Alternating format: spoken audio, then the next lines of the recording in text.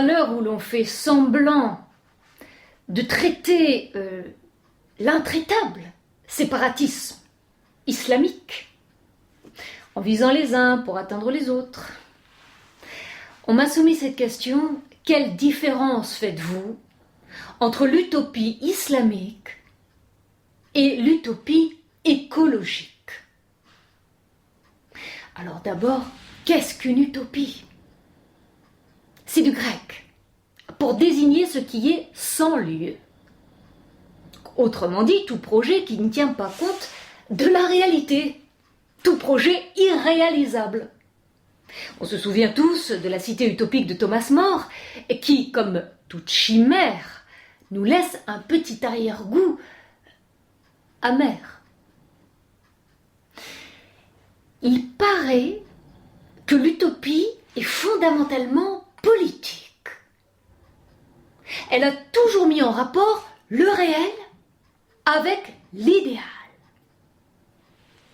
L'utopie dite écologique voudrait nous rendre la vie viable. Et l'utopie dite islamique voudrait nous rendre l'âme fiable. Et on a beau se dire que dans les deux cas de figure, cela relève du rêve, on ne peut s'empêcher de vouloir les réaliser.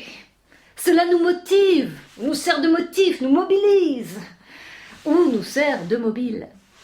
Que vive l'utopie pour que les hommes vivent mieux et dans le meilleur des mondes possible.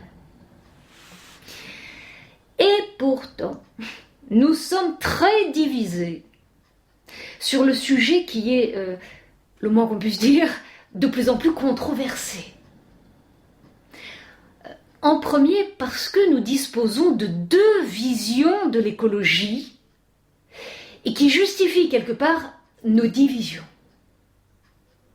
Alors, petit a, nous avons une vision vitaliste de l'écologie qui estime qu'aucune valeur n'est supérieure à la vie.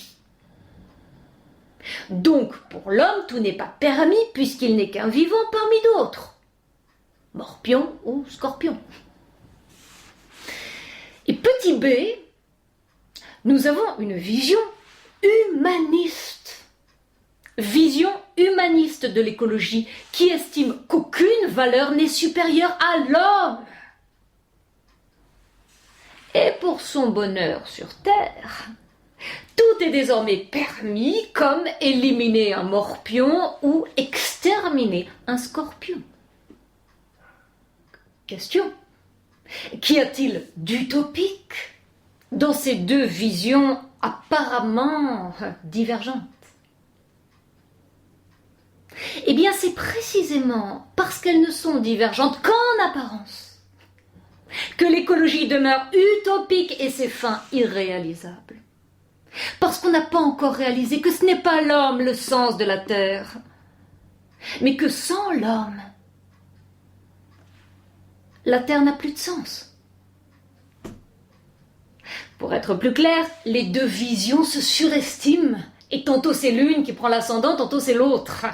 Mais aucune des deux visions n'est transcendante, ou n'atteint quelque transcendance. Et cela nous conduit directement au cœur de l'utopie islamique, qui a aussi deux sens. Petit a, un sens éthique. Sens éthique de l'islam qui stipule qu'il n'y a pas d'autre Dieu que Dieu. Et quand on y croit, eh bien on le retrouve en tout lieu. Donc point d'utopie, mais un répit pour l'âme purifiée ou aspirant à la pureté. Petit b, un sens politique.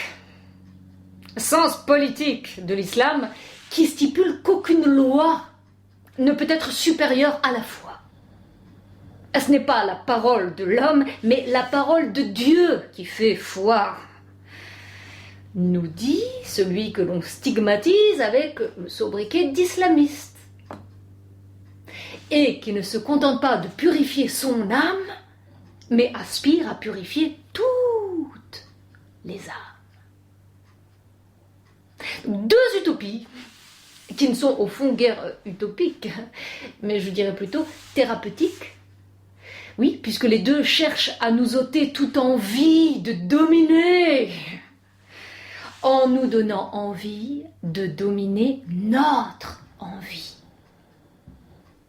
Dominer notre envie.